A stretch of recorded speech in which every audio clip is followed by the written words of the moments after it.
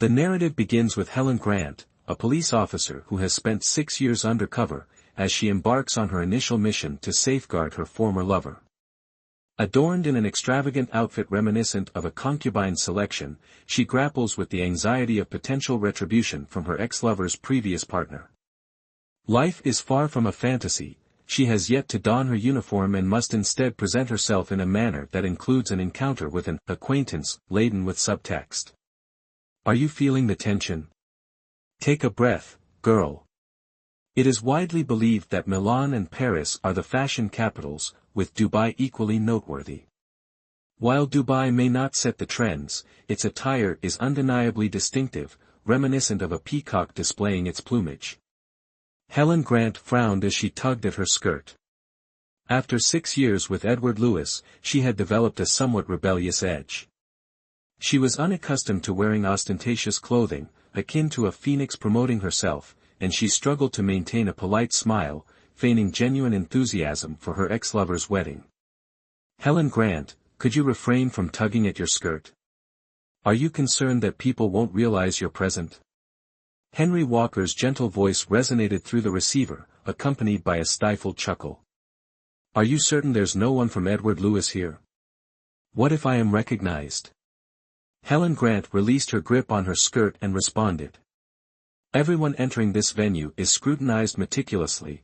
There is absolutely no one from his circle. We are merely exercising caution, try not to be overly anxious.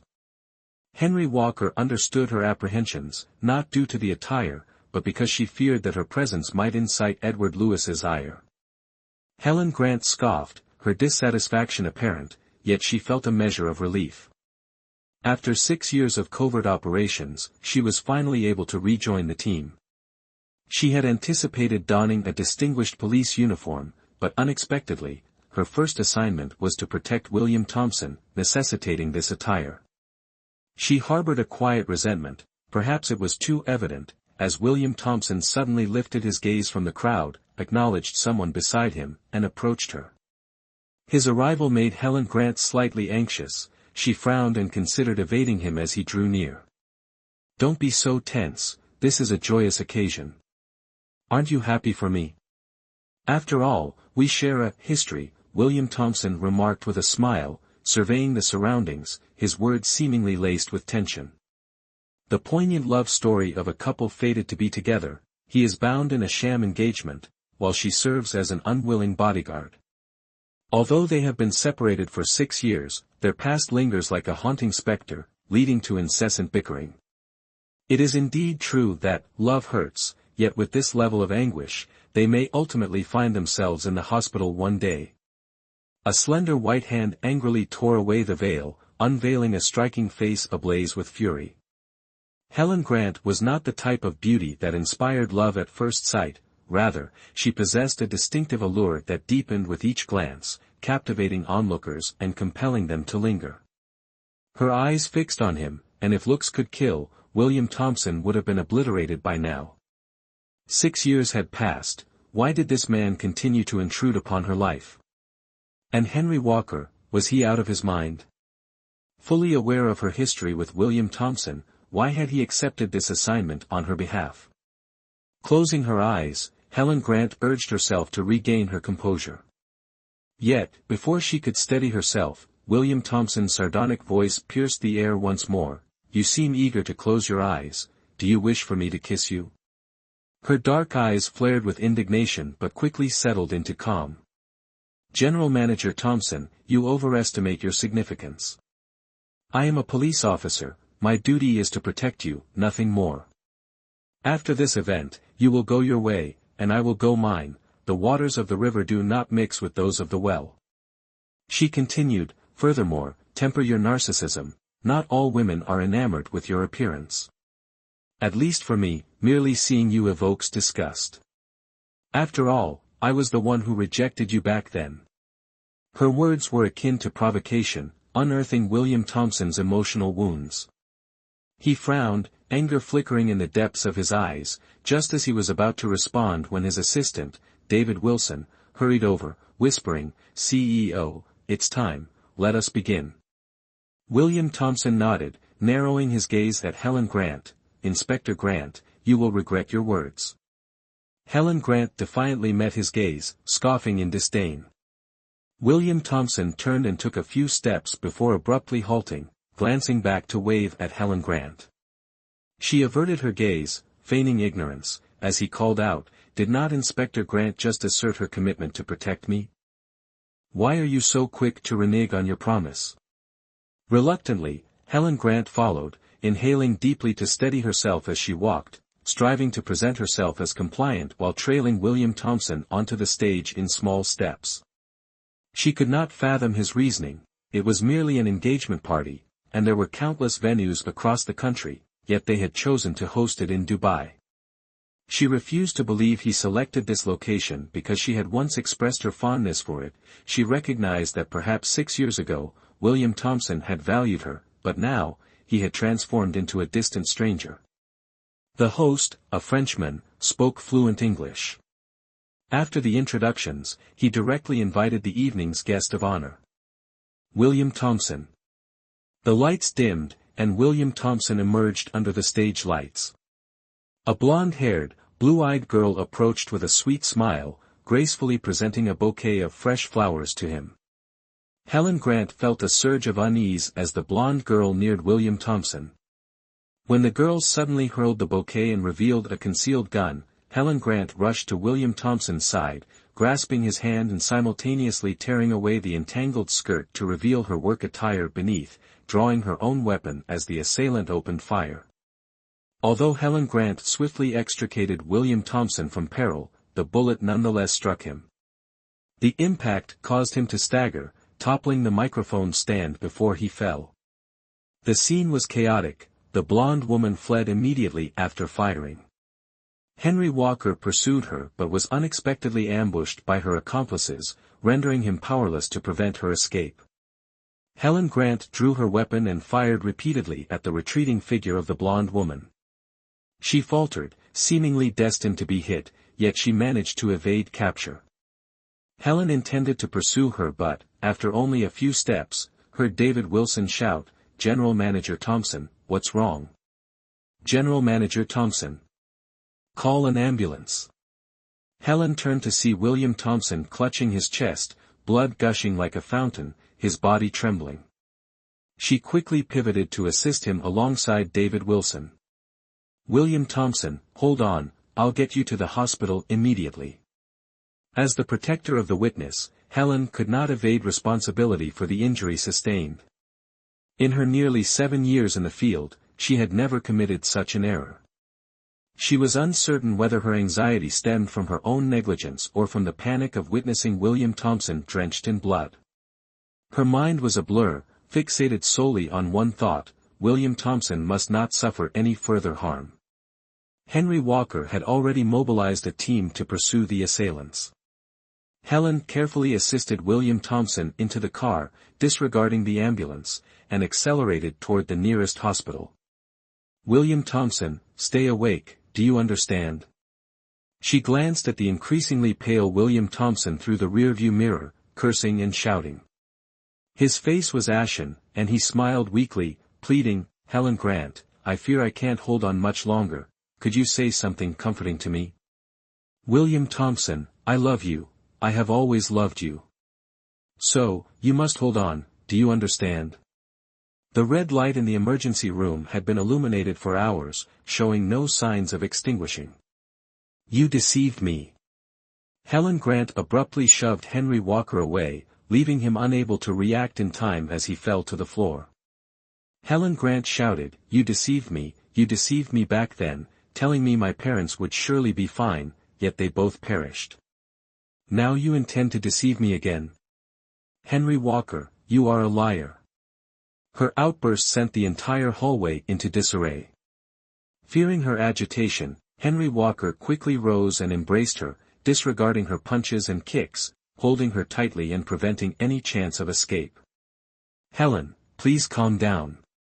He will certainly be fine, trust me, just this once, okay? Trust me." Helen Grant nearly collapsed, burying her face in Henry Walker's chest while repeatedly murmuring, "Nothing can happen to William Thompson, he can't be dead, he absolutely can't be dead.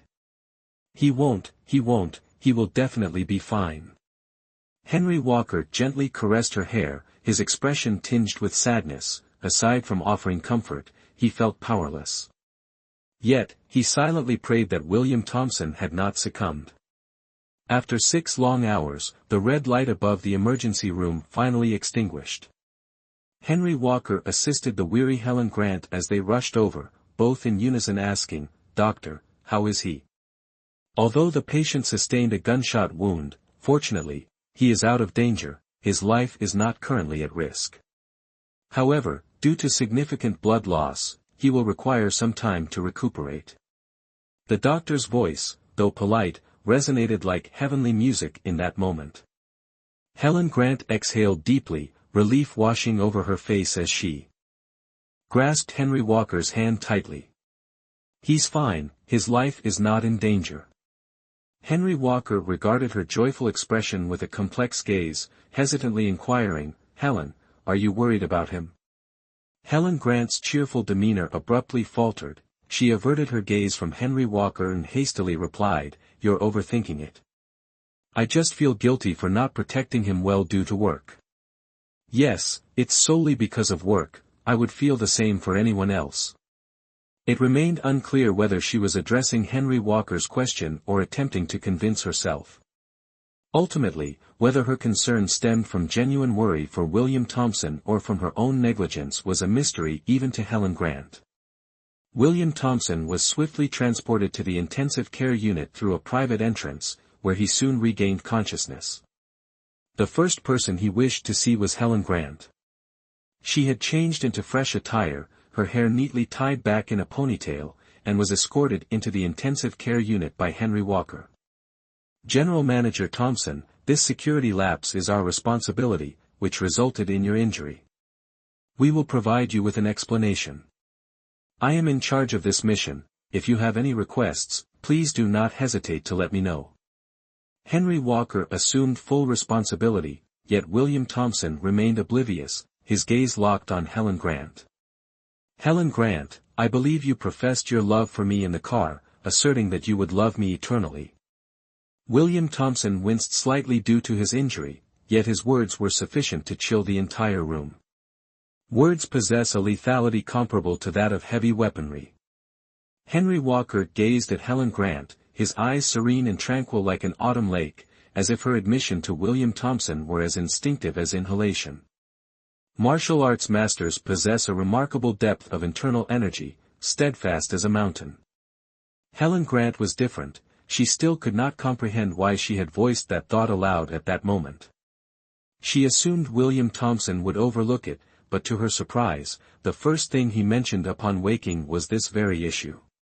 She cast a shy glance at Henry Walker, avoiding eye contact with William Thompson, and stammered, at that time, it was merely a temporary plan.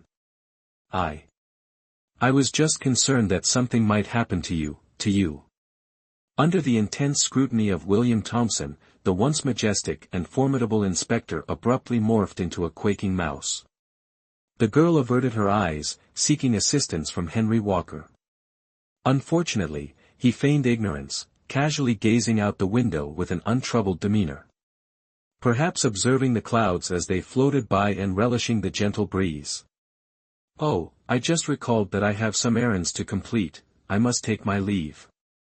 Running is the best policy." She enters the workplace with the ferocity of a tiger and flees like an eel when faced with adversity. That is Helen Grant in a nutshell. She dashed out of the hospital alone, escaping as though pursued by a pack of mastiffs, appearing utterly forlorn.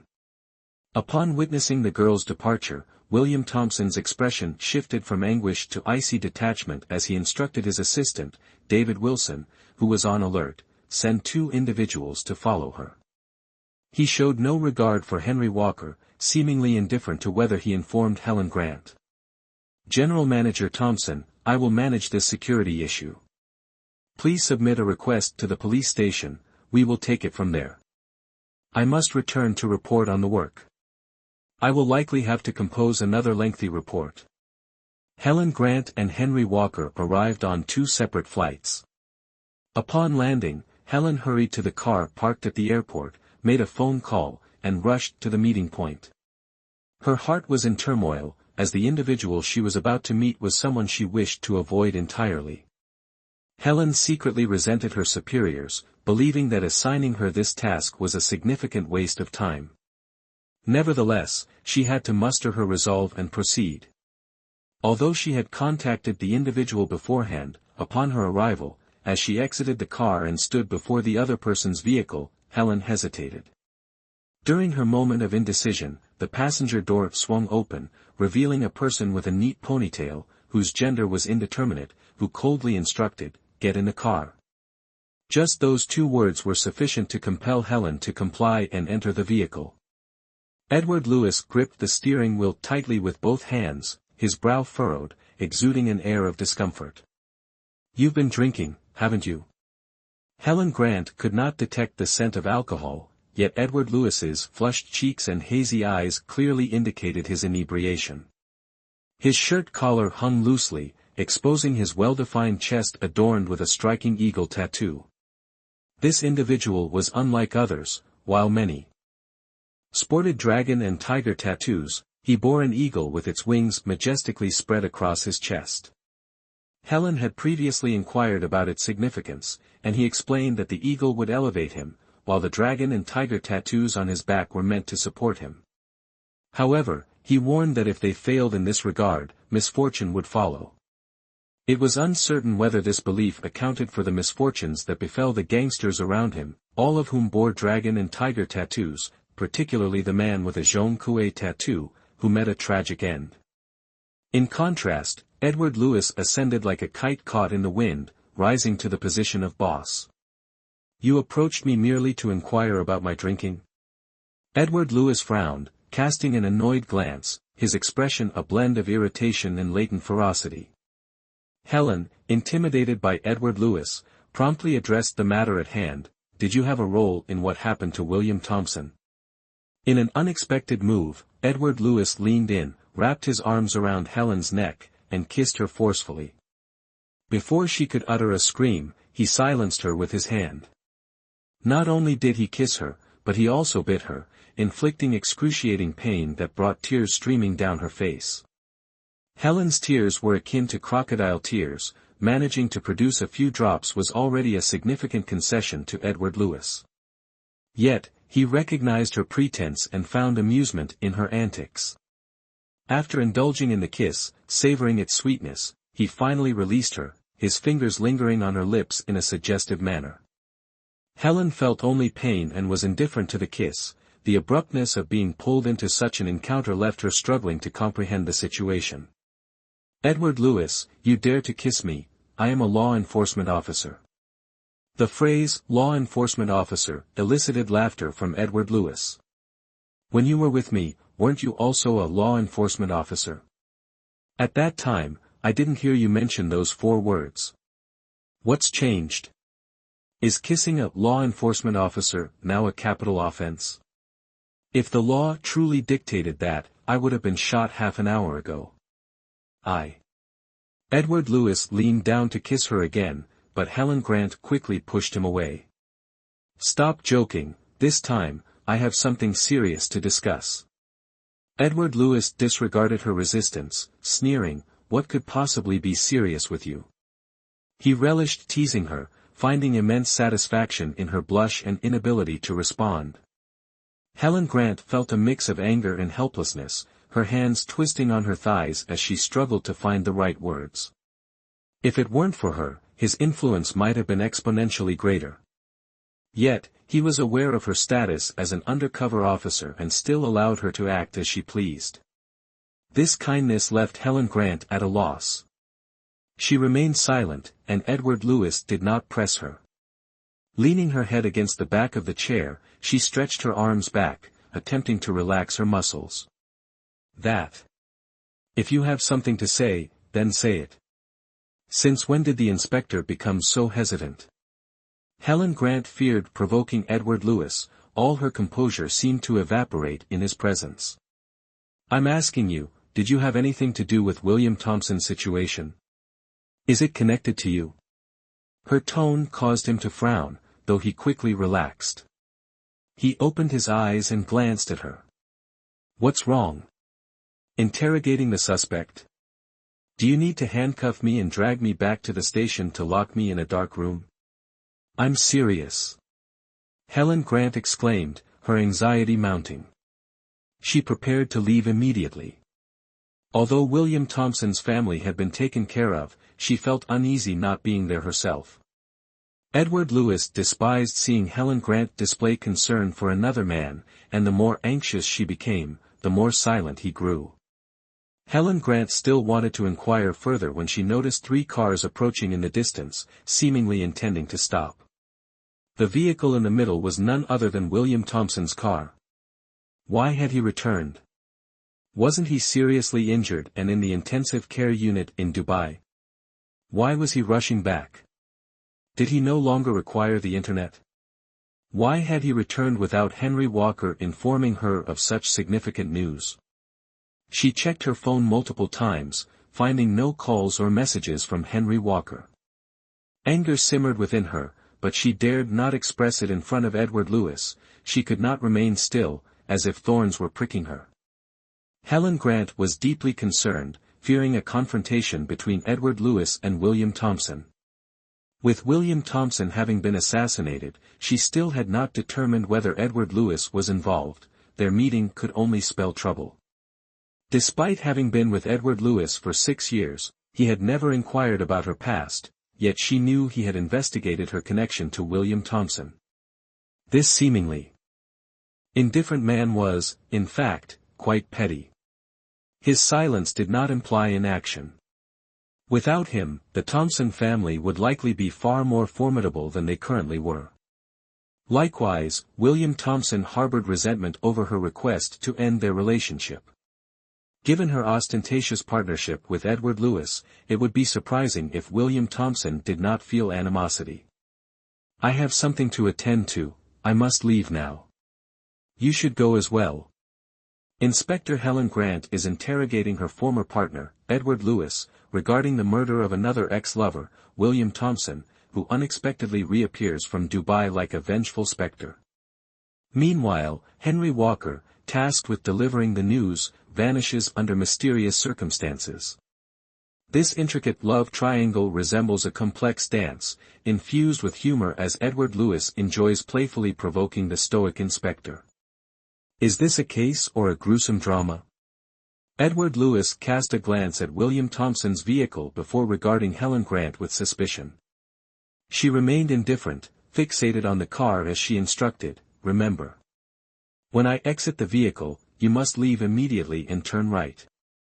In a low voice, Edward Lewis replied, "The right side is the entrance. How do I get there?" Then don't move. Wait for me to leave before you proceed."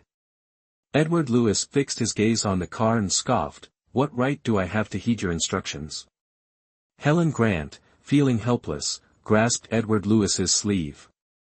"Consider it a plea from me, all right? Just this once, please." Edward Lewis had never encountered such a timid officer. At least, he had never seen Helen Grant display such cowardice when her identity was revealed. "Should I say that the harmonious society has spared your life? If this were ancient times, during the invasion of the 8-Nation Alliance, you would undoubtedly be leading the charge to destroy the old summer palace." He was not jesting. Helen Grant now resembled a traitor. Although she did not hear his response clearly, she sensed his acquiescence, prompting her tone to soften. She quickly smiled and lavished Edward Lewis with insincere praise, a smile so disingenuous that even she found it distasteful. Seizing the moment before he could change his mind, she swiftly exited the car. She was not foolish. Rather than heading directly to the other 3 vehicles, she returned to her own car, circled the parking lot twice, and then stopped at a considerable distance from Edward Lewis to call Henry Walker. "Helen, what's happening?" Henry Walker, having just landed at the airport and en route to the police station, was taken aback by Helen Grant's unexpected call. "What's going on? Why did William Thompson return to the country? Wasn't he hospitalized in Dubai? When did he leave?" Helen Grant inquired solemnly, her tone and demeanor starkly contrasting her earlier interaction with Edward Lewis. What? William Thompson has returned? When did that occur? Henry Walker was equally startled. The individual in the intensive care unit had actually come back. Given the distance, was he disregarding his own life? What do you mean by going back home? Aren't you accompanying him? Helen Grant pressed, her panic palpable. Curiosity piqued, Helen Grant exited the vehicle, adjusted her attire, and proceeded directly to William Thompson's car. She reassured herself that he desired her to take the initiative, so she would indulge him and observe his response. Should he faint inside the car, her official duty would compel her to assist.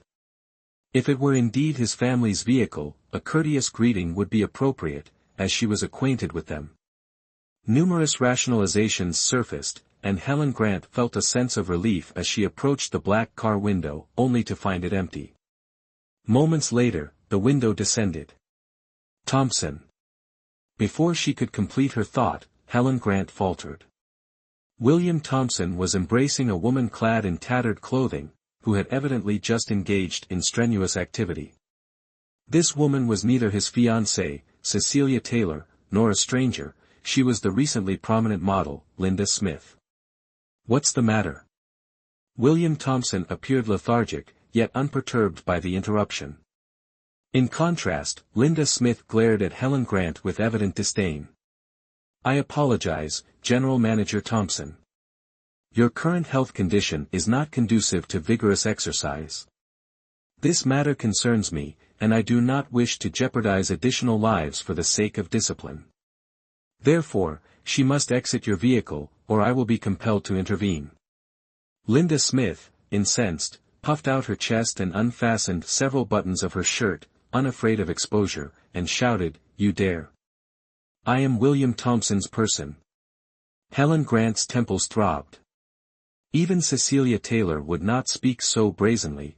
Everyone recognized that Linda Smith was merely a plaything, yet she audaciously proclaimed her status. Throughout the return to the police station, Linda Smith's shrieks echoed in Helen Grant's mind. As for how she ultimately exited the car, how William Thompson departed, and how she herself returned to the station, she was utterly bewildered. It was only upon arriving at the police station that she recalled the most critical detail: she had not compelled William Thompson to seek medical attention. Due to the failure of the protective mission, both Helen Grant and Henry Walker faced internal disciplinary measures. Shortly thereafter, a request from William Thompson arrived at the police station. For several days, Helen Grant lived in trepidation. As long as his request remained unfulfilled, her anxiety persisted. The sole consolation was that he was aware of his serious illness and had been hospitalized. Ultimately, what was inevitable transpired.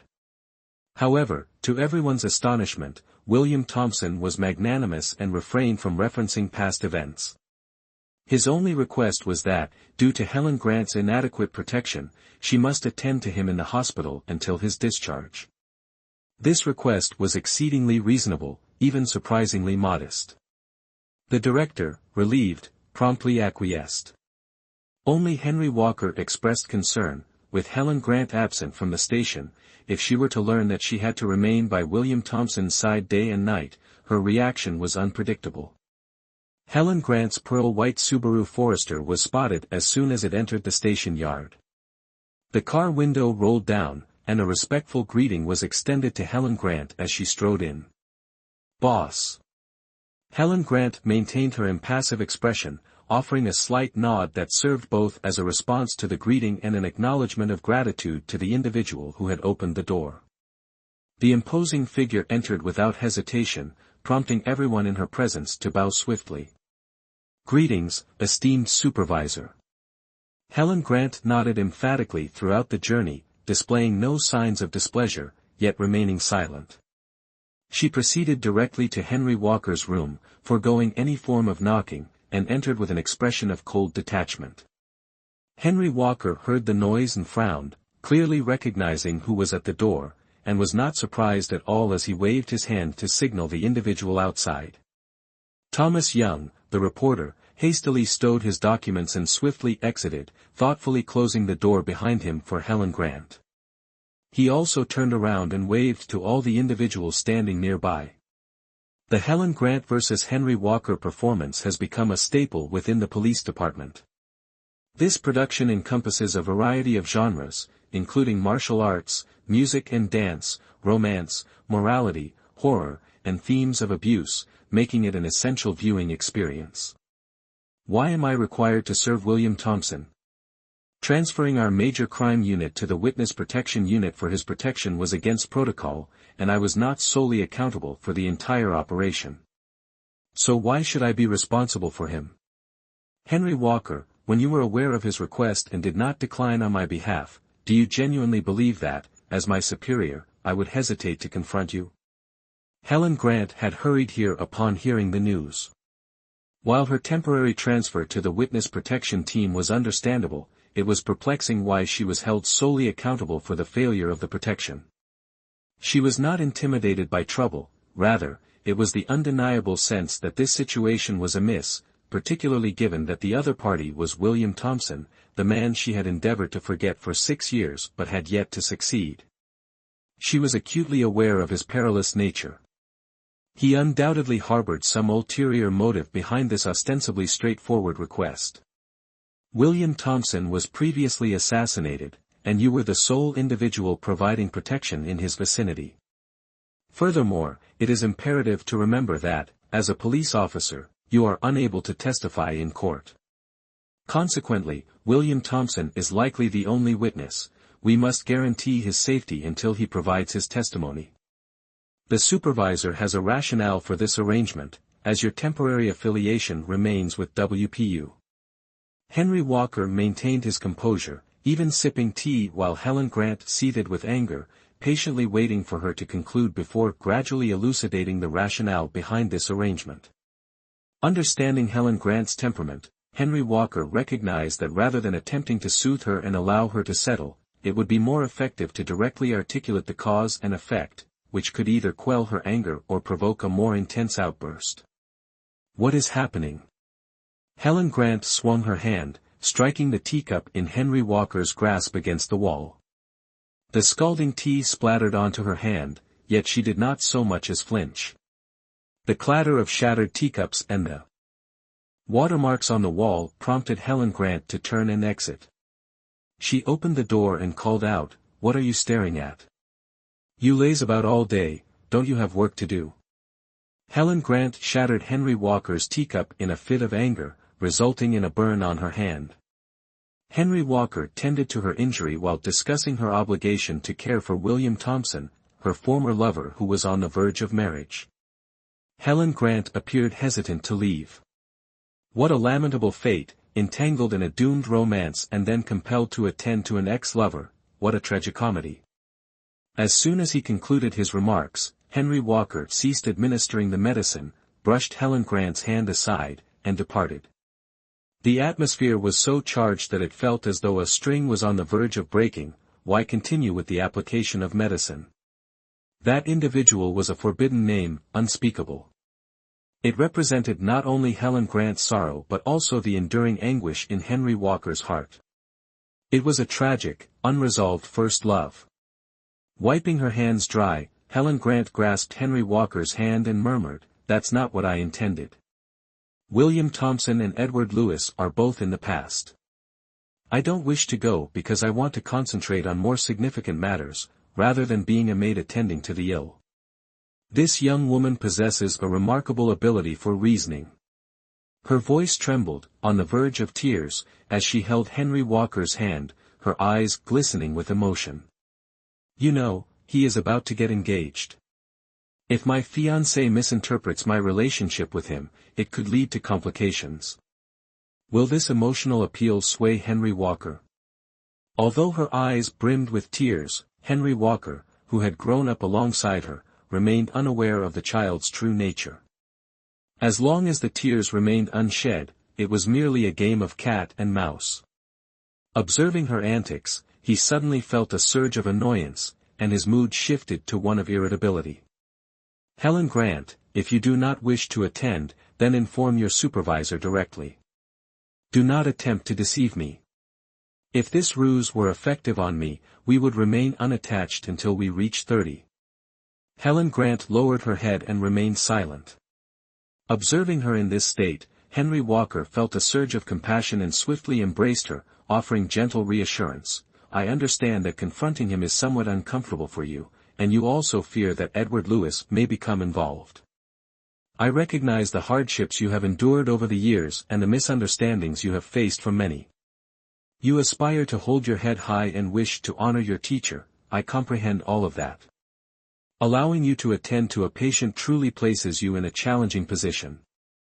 So, then you should recognize your position. The foremost obligation is to adhere to directives. The supervisor has already stated that this task was assigned to you because you are the finest of the finest, as only you remain unaffected by William Thompson's ostentatious demeanor. Henry Walker promptly confronted Helen Grant.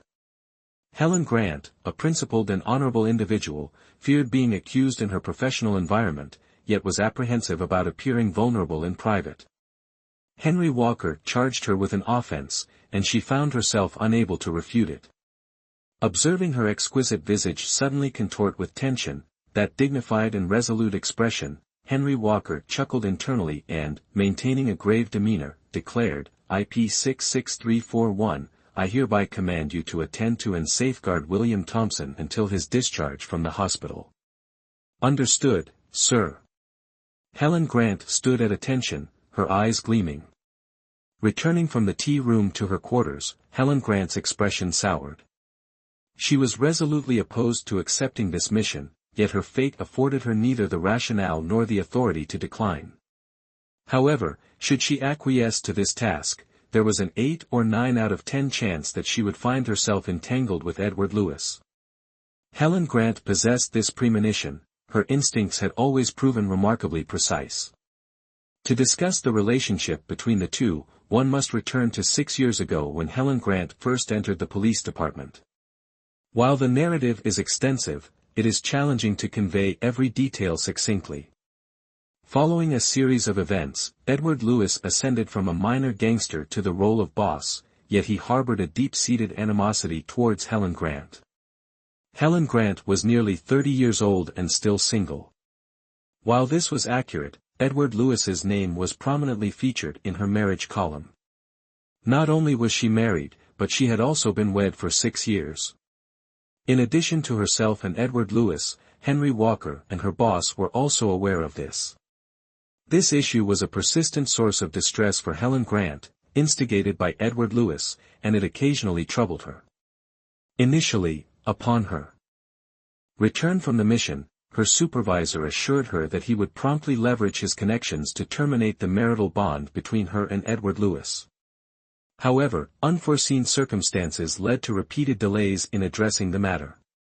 In the blink of an eye, 6 years elapsed, leaving Helen Grant hesitant to pursue a boyfriend for discussions of marriage. Fortunately, she was not in a rush, and after several blind dates, her suitors inexplicably vanished. Helen Grant came to understand that Edward Lewis could forsake her, yet as long as he remained alive, she would never find tranquility. Tina Brown, diminutive yet captivating, boasts a perfect, lowly visage that entices any man to desire her. She astutely leveraged this allure to gain entry into the Genesis Group. While she currently occupies a supporting role in the media sector, Tina Brown is resolute in her belief that she will one day achieve prominence. Tina Brown's objective was unequivocal: to marry into affluence, alter her circumstances, and reinvent herself. Consequently, she found it perplexing that Helen Grant overlooked the irresistible lure of Edward Lewis. Edward Lewis indulged Helen Grant to such an extent that Tina Brown, Helen's closest friend, became so envious that she contemplated throwing acid in her friend's face. Who could have anticipated that Helen would ultimately leave him? Emerging from the bathroom, Helen Grant reclined on the sofa, her head supported by her hands, silently observing Tina Brown as though she were deep in thought. Henry Walker, frequently excluded by the two girls, shook his head and sighed. She neither regrets nor feels guilty, she is simply uncertain about how to confront William Thompson. His voice conveyed a blend of regret and bitterness. As Henry Walker noted, Helen Grant was distressed not due to Edward Lewis, but because she was on the verge of encountering William Thompson once more. Edward Lewis could eliminate her with a mere snap of his fingers, yet she remained unafraid. William Thompson had been absent for 6 years, yet the mere thought of encountering him again instilled in her an intangible dread. Both instances were a result of her saying goodbye and subsequently ending the relationship. Confronting Edward Lewis, a gangster, she could exhibit boldness. However, in the presence of William Thompson, who remained an enigma, Helen Grant was as frightened as a chicken ensnared in its own feathers. The relationship among her, Edward Lewis, and William Thompson was as intricate as chives. She harbored a fear of William Thompson, who in turn feared Edward Lewis. Despite Edward Lewis's constant growling and desire to confront Helen Grant, he would temper his demeanor if she shot him a glare or behaved in a petulant manner. "You two are truly bothersome." Helen Grant massaged her temples, opting to discreetly depart to evade these two inquisitive individuals. Except when required for work, Helen Grant, a true servant, who remains at home, has never entered a bar. This loud and frenetic environment does not align with her tranquil disposition. The first time she entered the bar was due to two men, an ex-boyfriend from whom she had parted ways 6 years prior, and a man who had caused her distress for the past 6 years. The bar's name, the Grapevine, may seem unrefined. However, luxury vehicles are consistently parked outside, and affluent patrons frequently enter and exit. Helen Grant donned a modest turquoise velvet nightgown, exuding an air of comfort and tranquility. Coming here was a misstep. The moment Helen Grant entered the bar, she felt disoriented, unable to comprehend why others were so captivated by this establishment. She pivoted, intending to exit this location. "Inspector Grant, are you returning to this establishment of amusement?" A man clad in a relaxed, jovial ensemble ushered a group of individuals inside, arriving precisely to obstruct Helen Grant at the entrance. Confronted by that malevolent visage, Helen Grant was taken aback, emitted a scream, and swiftly maneuvered around the man to flee. Encountering an acquaintance without even offering a greeting is quite impolite. The man crossed his legs, obstructing her path, and leaned in to whisper in her ear. Amidst the cacophony of music, Helen Grant could still discern his voice distinctly. She arched her eyebrows and pursed her lips, appearing even more captivating under the illumination. The man remained positioned in her path, his smile concealing a perilous glimmer. To onlookers, however, they appeared to be a pair of enamored individuals engaged in flirtation. Helen Grant was on the verge of speaking when the man opposite her abruptly waved his hand, causing the loud music to cease. The individuals swaying on the dance floor turned their inquisitive gazes toward the DJ. However, those gazes were merely curious, refraining from expressing any dissatisfaction. "Please remain here and await my return, do not leave the area." The man leaned in to whisper in Helen Grant's ear before turning and making his way toward the DJ. Helen Grant observed the individuals obstructing the door and had to suppress her urge to rush outside. "Apologies, everyone. I am meeting an old friend this evening. Please feel free to head home first, I will cover all expenses today." At Red Wine Bar, affluence abounds. Whether patrons are dancing with fervor or lounging leisurely, upon hearing this, everyone departs without a single objection.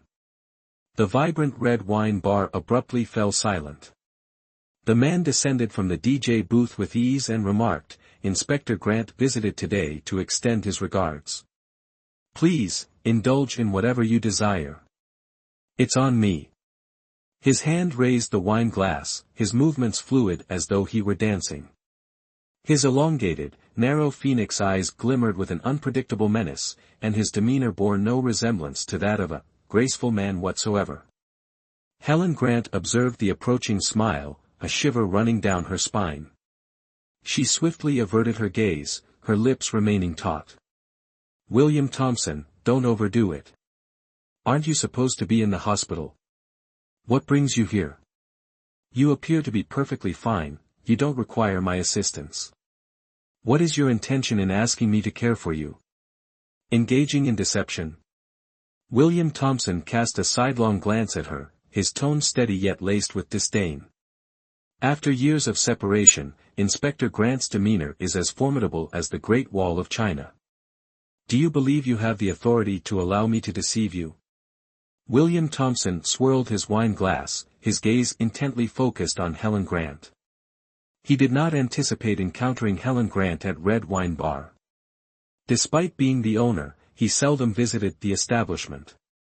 Today, he stopped by due to business at a nearby club and decided to check in on the happenings. To his surprise, he spotted Helen Grant at first glance. If anyone else had made that remark, Helen Grant would have responded with a slap. Yet, in the presence of William Thompson, she inexplicably felt intimidated. So what do you desire?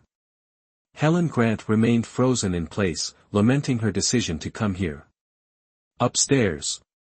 William Thompson set his glass down and inclined his head slightly. Helen Grant followed William Thompson with the submissiveness of a coerced bride. She lowered her head, her expression compliant, yet her eyes flitted about, searching for an opportunity to flee. Upon ascending the stairs, Helen Grant spotted an individual seated on the sofa, prompting her to swiftly turn and flee. What is the purpose of escaping? If you do not flee now, you will not witness the sun tomorrow. William Thompson reached out and seized her.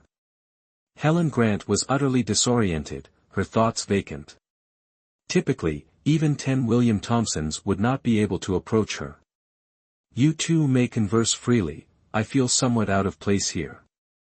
As it is getting late, I will take my leave first. Until we meet again. Helen Grant's body twirled in William Thompson's embrace, seeking to break free. Enough with the jesting.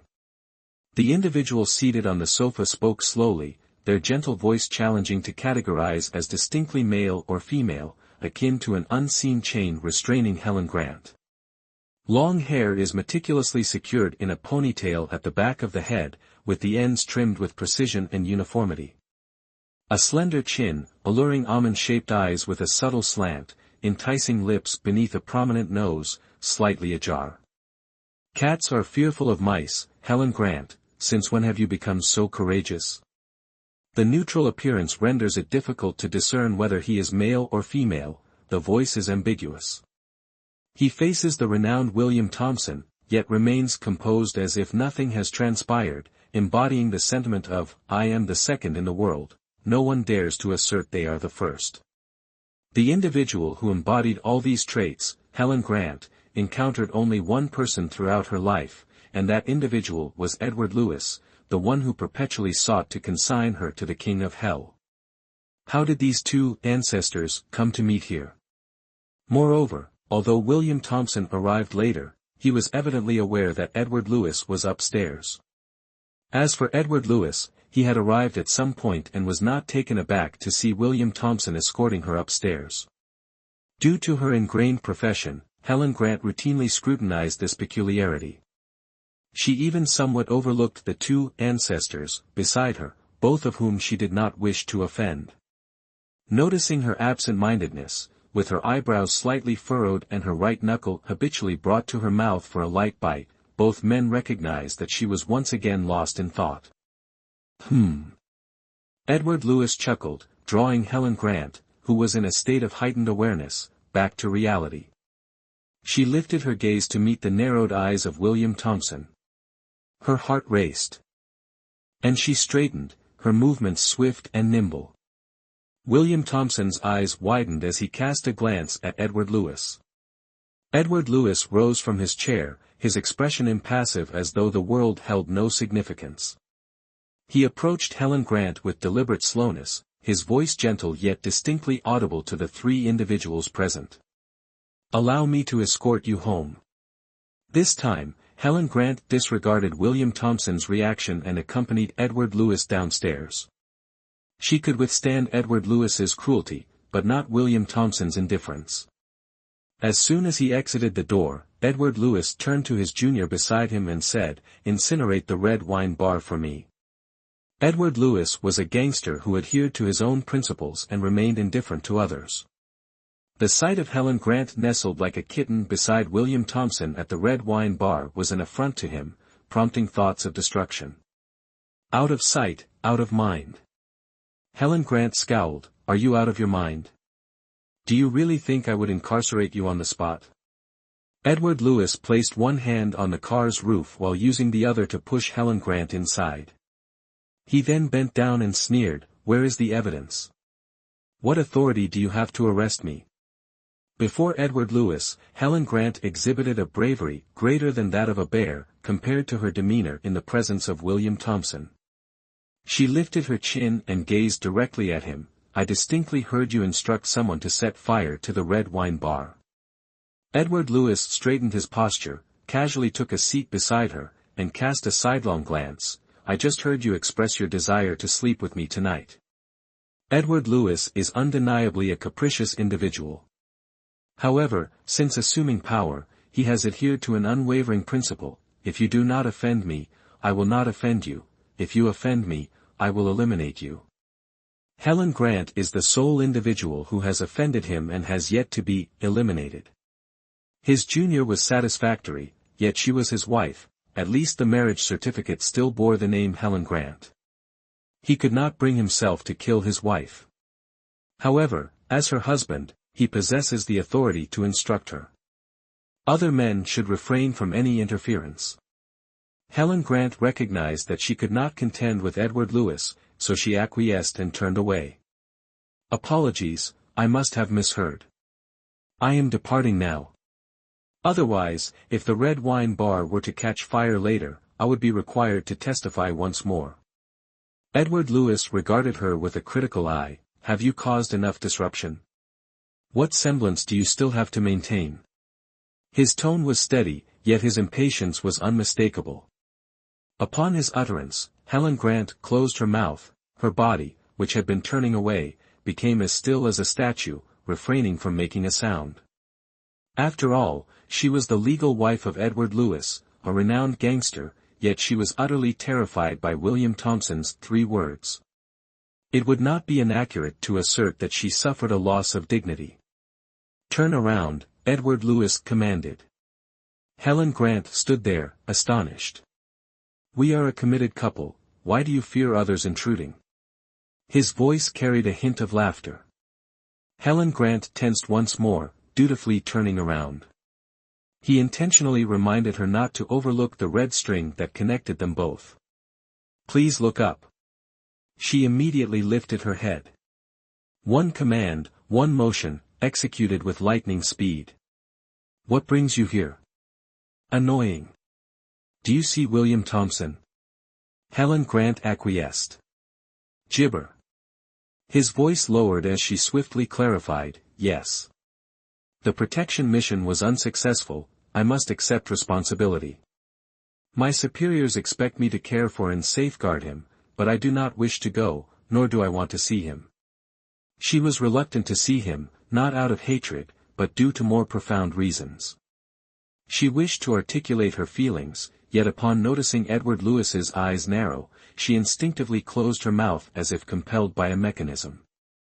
Excessive conversation is detrimental, silence is invaluable. Edward Lewis softened his expression, picked up the phone, and dialed a number. Burn this place down. He then rose to his feet. I'll take you home. Helen Grant trailed Edward Lewis and promptly departed the location. Upon hearing his words, it is clear that this place will not endure much longer. It would be wise to leave swiftly, or you may find yourself in a difficult situation. After entering the car, Helen Grant unexpectedly felt as brave as the sky.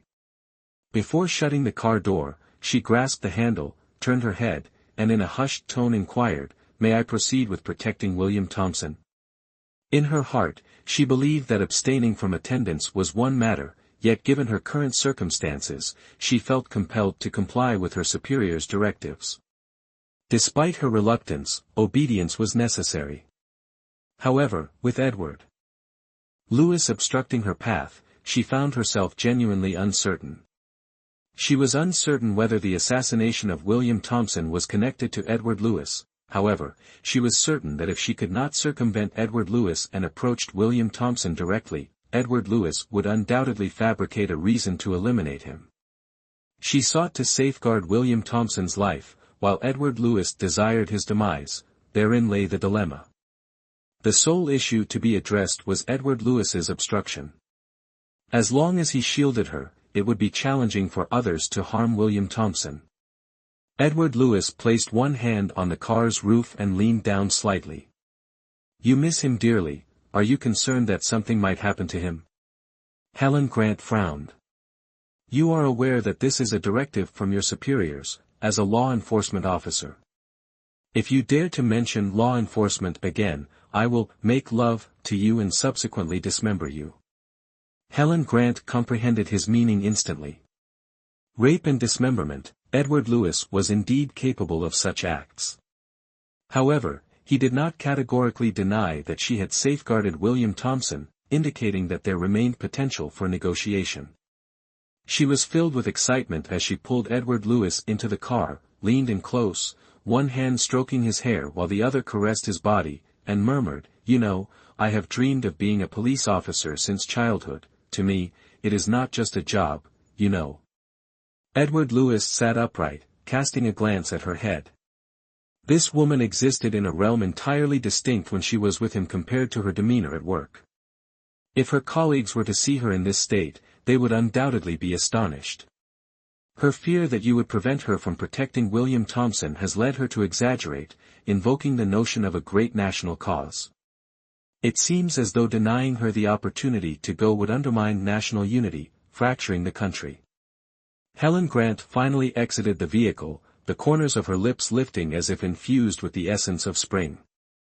Edward Lewis not only gestured for her to accompany and safeguard William Thompson but also assured her that he would clear the way in advance, guaranteeing that during her time alongside General Manager Thompson, no flies would dare approach to disturb her. However, Edward Lewis did not fail to caution them once more. Should he observe Helen Grant and William Thompson engaging in any activity that surpassed the protection threshold, he would address them without delay. That morning, the police station was in disarray, the atmosphere laden with tension. "Thomas Young, is your report completed yet?" Helen Grant's voice resonated before her figure even materialized. "Yes, sir." Thomas Young swiftly presented the report to Helen Grant, who had just entered the room. If he had been even a second late, the boss would have executed him on the spot.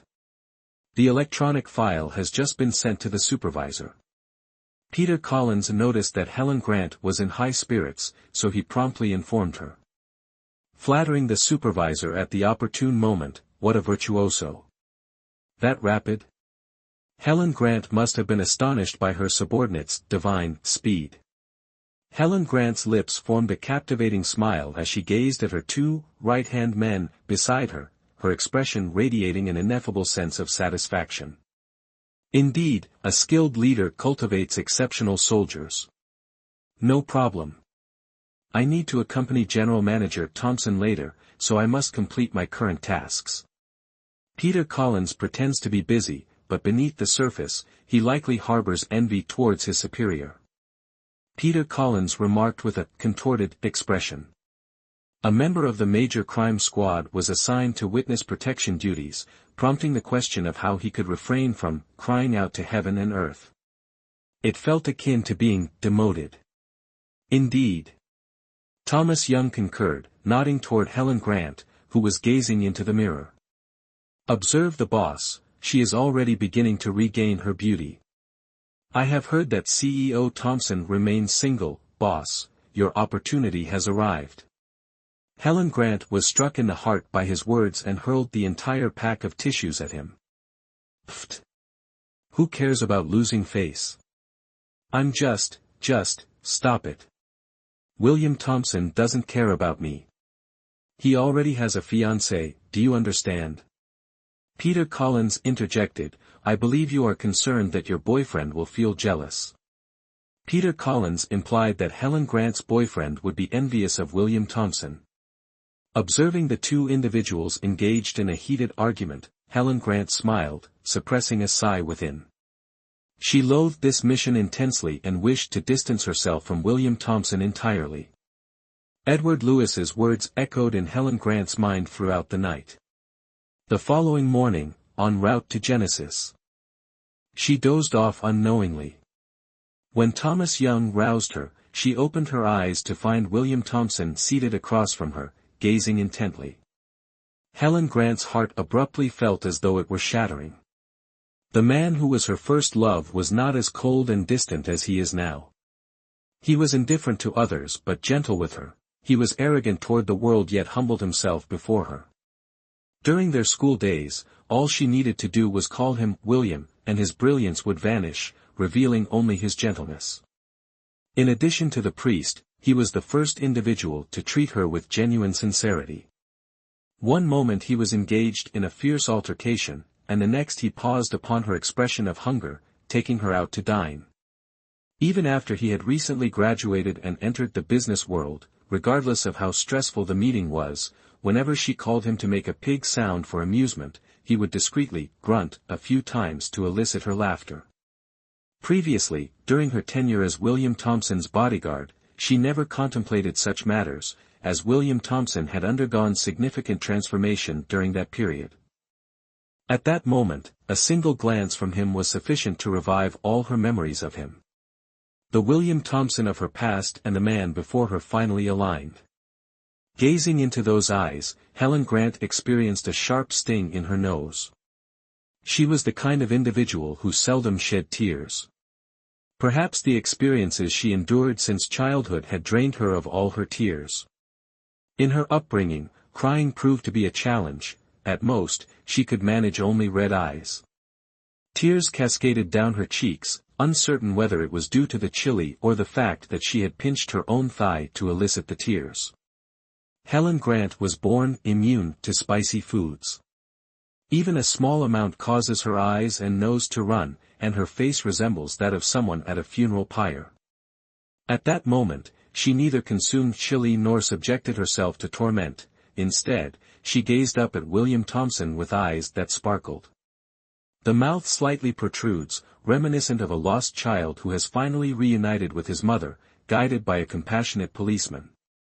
Certainly, Helen Grant did not disclose all the details immediately.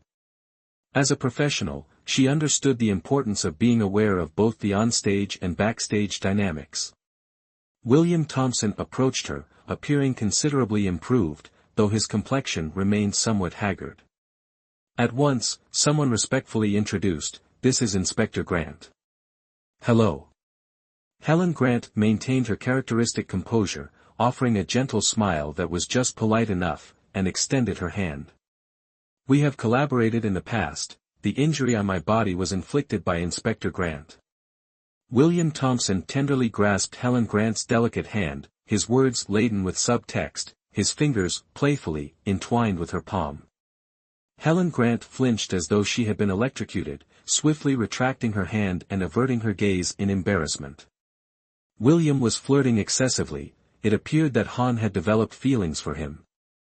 William Thompson appeared to relish this moment, the corners of his mouth curling into a sly smile as he approached the next individual. "This is Peter Collins, assigned to the forthcoming mission to safeguard General Manager Thompson, primarily responsible for surveillance." Helen Grant observed the introductions while watching him shake hands with each individual. Although her gaze appeared somewhat distracted, she could still hear Peter Collins exclaiming, "General Manager Thompson is even more handsome in person than he is on television or in newspapers." To guarantee William Thompson's safety, Genesis had made all necessary preparations. Following Helen Grant's direction, the team inspected all equipment before proceeding to William Thompson's residence to install, verify, and organize the surrounding environment. William Thompson was indifferent to the matter, yet he did not decline. Upon completing his affairs at Genesis, he accompanied them back to the Thompson family's villa in the mountains. The group began to engage in activity as Helen Grant exited the car and was invited to the second floor under the pretext that General Manager Thompson wished to discuss the specifics of the security arrangements. Upon ascending the stairs, she encountered William Thompson's brother, James Thompson, a tall figure leaning against the railing, offering her a slight smile. William Thompson and James Thompson are twins, identical in appearance yet vastly different in personality. If William Thompson embodies a 1,000-year-old iceberg, then James Thompson represents the fire that warms every home. James Thompson consistently wears a smile as radiant as the sun, and his horn-rimmed glasses enhance his attractiveness. I haven't seen you in years, you have become even more beautiful. Mr. James, you are far more handsome than before. Helen Grant was acutely aware of the formidable nature of this son man, which prompted her to be exceedingly polite. James Thompson said little to Helen Grant, he simply turned and guided her to William Thompson's study, where he came to a halt. Helen resembled a cat that had captured a fish, glancing left and right to remain vigilant. James chuckled and jested, there are no tigers or leopards present, so what is there to fear? Helen mumbled an explanation, well, it's because I am accustomed to residing in Edward Lewis's room. James Thompson sighed internally. These three individuals were indeed intertwined, as convoluted as chives. The Thompson family learned about Helen and Edward Lewis following her return to the police station.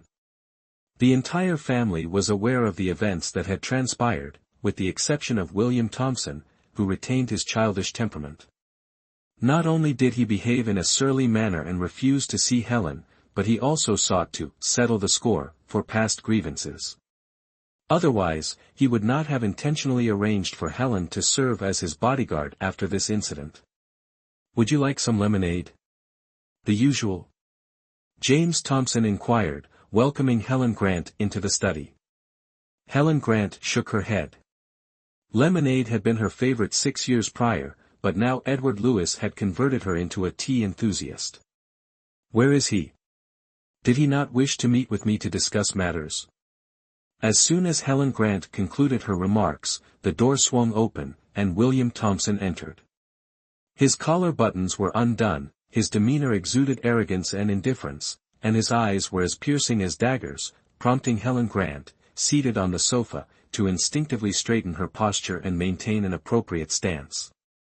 As he unbuttoned his shirt, William Thompson inquired, "What would you prefer to drink?" "Oolong." James Thompson looked at William Thompson and remarked, "Leave it to me. You two take your time and converse." He then closed the door and exited. The pressure in the room immediately diminished, yet William Thompson remained evidently dissatisfied with the charged atmosphere. He approached the sofa, embraced Helen Grant firmly, grasped her waist with both hands, lifted her uniform, slipped his hand into her coat, and tenderly caressed her waist. Helen Grant groaned softly in trepidation, her hands resting on William Thompson's chest, intending to push him away yet fearful of causing him harm. Thus, she continued to exert pressure without fully committing, appearing simultaneously half willing and half resistant. "I heard Edward Lewis mention last night that you wanted to sleep with him. How was it? Was it enjoyable? Would you like to compare whether he is better or if I am?" William Thompson's words struck her like a bucket of cold water splashed directly onto her face. Helen Grant no longer cared about his injuries and promptly pushed him away. "William Thompson, what type of individual do you perceive me to be?" He extended his long arms, maintaining her composure. Out of habit, he ran his hand through her hair, only to discover that her jet-black locks were now neatly secured in a ponytail at the nape of her neck, reminiscent of Edward Lewis's style. Edward Lewis. William Thompson's eyes gleamed with malice, dimples forming on his cheeks as he fixed his gaze upon her, gritting his teeth. "I once regarded you as the true love of my life, yet you possessed the heart to wound me." Those words appeared to constrict Helen Grant's heart. Why did she not fear Edward Lewis, that formidable adversary, but only William Thompson? Was it not because she continued to harbor guilt towards him? "William, I apologize." In response, she was forcefully confronted by William Thompson. The corners of his lips twisted into a sardonic smile as he looked down at her seated on the sofa. "What right do you have to apologize to me? What right do you have to apologize to me?" "Huh. Inspector Grant." Before Helen Grant could respond, William Thompson persisted. However, I must express my gratitude to Inspector Grant. If it weren't for you, I would never have encountered Cecilia. I cannot imagine anyone in this world who is as compliant. Rest assured, you will meet her shortly. If there is nothing further, Inspector Grant, you are welcome to return to your duties. I am occupied, and it is not opportune to engage with outsiders. He accentuated the term stranger, and a flicker of delight momentarily illuminated his eyes. Helen Grant stormed out, struggling to suppress her reaction to William Thompson's words. She reproached herself for her carelessness and for succumbing to his manipulation. What a dismal fate, encountering a master of psychological strategy. This William Thompson, as shrewd as Chow Chow. He had long been renowned for his craftiness, yet she had entirely overlooked this fact. Upon witnessing his seemingly pitiful demeanor, her resolve crumbled, and she could no longer uphold her defenses. Indeed, it is true that heroes cannot resist the allure of beauty. Alas, beauty cannot withstand the wiles of cunning heroes.